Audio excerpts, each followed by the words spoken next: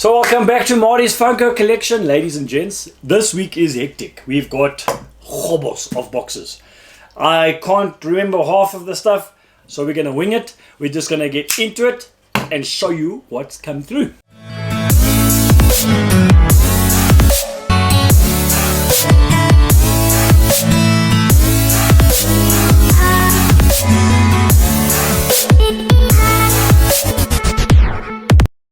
Alright, first big box. This is, I think a local. I think this is a local box. And I would assume by the pretty handwriting, it's from our good friends at, yes, it is. Our good friends at Clover Records. Right, now, first of all, again, nice little thank you note that comes with all your Funko purchases and a little lollipop. So thanks Monique and TJ for the lollipops. Hectically well packaged as usual. So really good Funko boxing and packaging and so on. And inside we've got 1, 2, 3 sorter boxes. And lots of bits. Alright, so 3 sorter boxes from them. Now this particular Funko set that I've got had been on my list for quite a while. I actually had it on my checkout cart with eBay some time ago, and I completely forgot about it. And then these popped up locally from TJ and Monique, and I couldn't resist. So we're going to pull them out one by one. Now, lots of people think that these are He-Man knockoffs, and you can see why. Thunder was a series that came out in the very mid-80s or thereabouts, somewhere around there. Thunder, the Barbarian. So we have Thunder himself. We also have the really cool, sorry, I just want to check, these boxes are really good condition. So here we have got Princess Ariel as well, which is a very, very good Funko Pop. A very cool one indeed. These are all summer convention, or sorry, spring convention limited edition exclusives. That noise was my cat's auto feeder. So Gollum will come out and eat just now, I'm sure. And then last of all, of course, is the Ukla, which is the monk. So Ukla the monk. Right, also very, very cool Funko Pop. So I'm very, very happy with these. Again, it's not a series I watched religiously. It wasn't even on for very long. So there's the 3 at the back. So it wasn't on for very long on TV. It kind of just came through, disappeared, and a lot of people don't even know about it. Yeah, so very, very cool Funkos. The Thunder range, really, really lacquer condition. So thanks again, TJ and Monique, for that. These are going to go nicely into a separate collection of mine, where I've got all of my sort of 1980s personals kept there. Right, next one we've got is not a pop culture box. This is a local. Alright, there might be a box here that I open that I don't actually show on camera. There's a Funko that I've got in for a friend, and I don't think it is these. Alright, so this is from my newfound friend Matthew. So Matthew, thanks very much for this.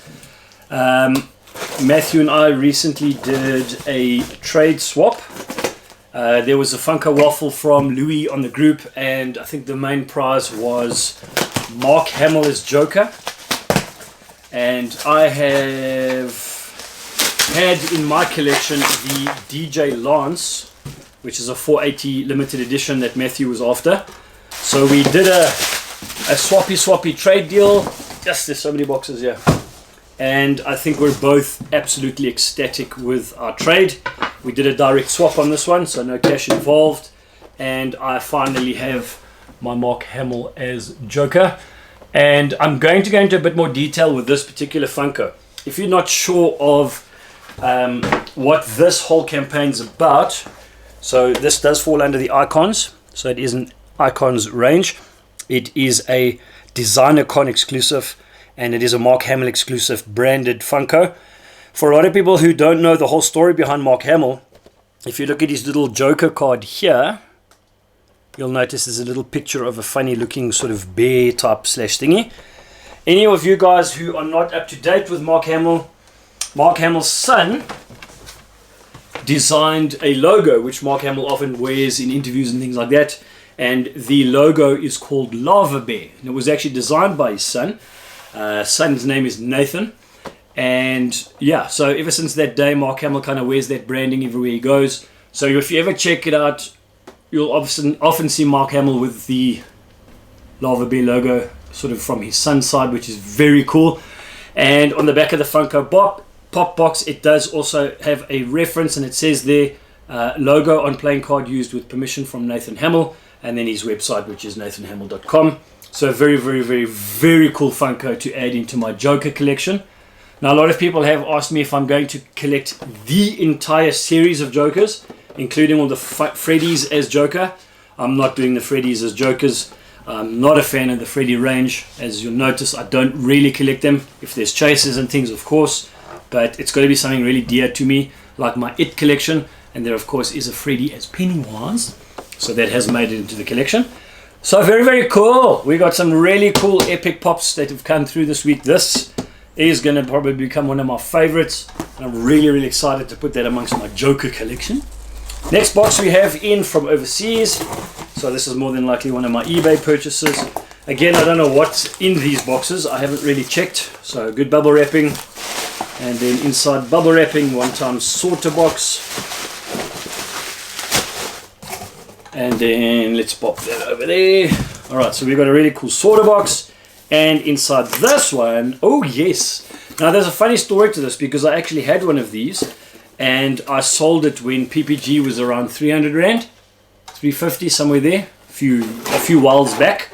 And of course, when it popped up, I'm now restarting to collect all of my sort of OGs, or sort of mini grails, if it need be said.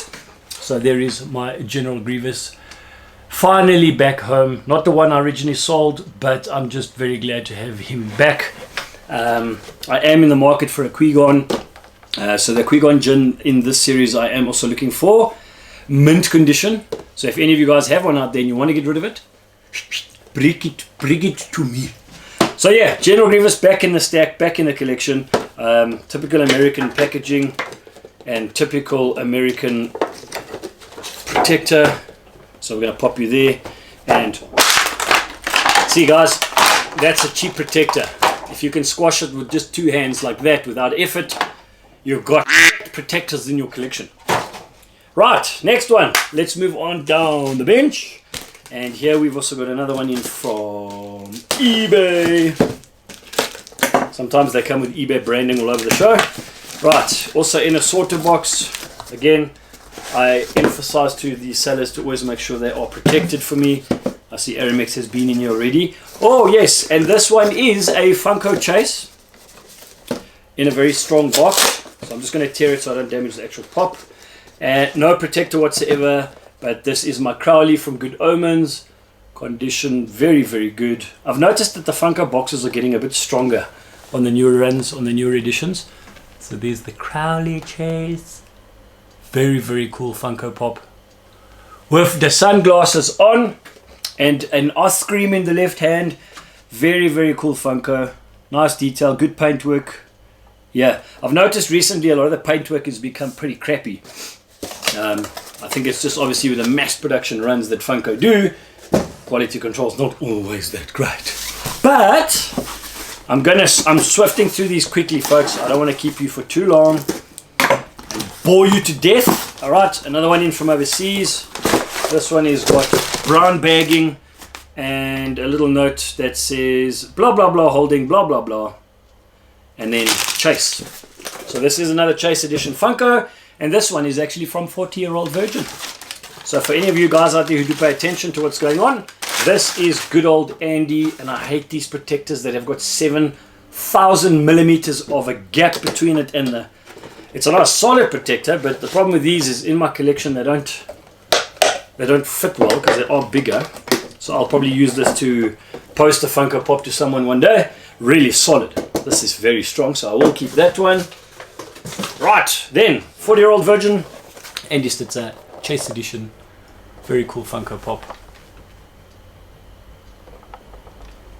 A nice cool 40-year-old Virgin Andy Stitzer holding Steve Austin actually, which is pretty cool. So I'll show you on the picture there on the side. So he's holding the Steve Austin, which is quite a lacquer one. Yeah, nice condition, very, very intact. No scratches, no box wear, no shelf wear, no damage. And I think one of my first 2021 edition chases, amongst a few others before. Alright, is it making it into the peak? No, I'm going to have to do this. Right, boom. Next, we have another one from eBay.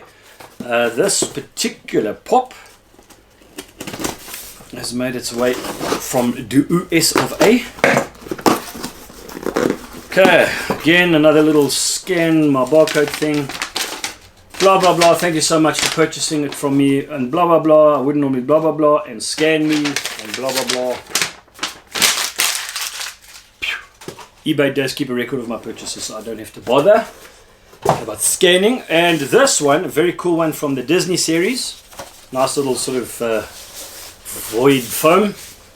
And it is the Pinocchio Blue Fairy Chase Edition. So I think that'll go quite nicely with my, I've got a Pinocchio Jimny the Cricket number 980 there. So I'll put that in the collection with that. Very cool. So yeah, there's the Blue Fairy Chase Edition. And we've got one left. Righty.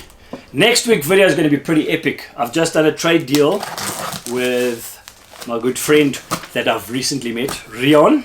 So Rion and I did a bit of a trade swap. There's a pop that he really wanted, which I didn't want to let go, but because I do have a older version grail of it, I thought, let's just do it because there's some Funko Pops in there that I really want. So that's next week's video coming up. It'll be an unboxing of that. And then last, but certainly not least, this is a waffle Funko that I won in a local waffle that Louis held in a stack, or not a stack, but in a protector, and it is the one and only Nickelodeon Danny Phantom. He's a phantom. Danny Phantom. It's still in the protector, so I'm not going to take it out. Yeah, so the Danny Phantom, and it's lacquer because unlike most pops where at the back you've got collect them alls, this is just Danny Phantom at the back, which is quite a lacquer one. So a lot of guys can even display this as a back piece. You can display it that way, that way, that way, that way, or that way. And yeah, very cool. So the Danny Phantom, it's a 2020 Fall Convention Edition. Very cool Funko Pop. And that about sums up this week's haulage. Right, so definitely tune in next week.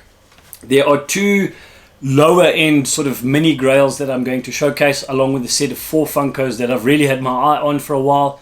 Very cool cult classic form. So don't run away, tune in. I will try and get my videos out every Friday. This last one was a bit of a because I was away and it did not auto schedule. So thanks YouTube for stuffing that up for me again. But until next week, folks, you stay safe out there, take care, and I will spot you then. Go well.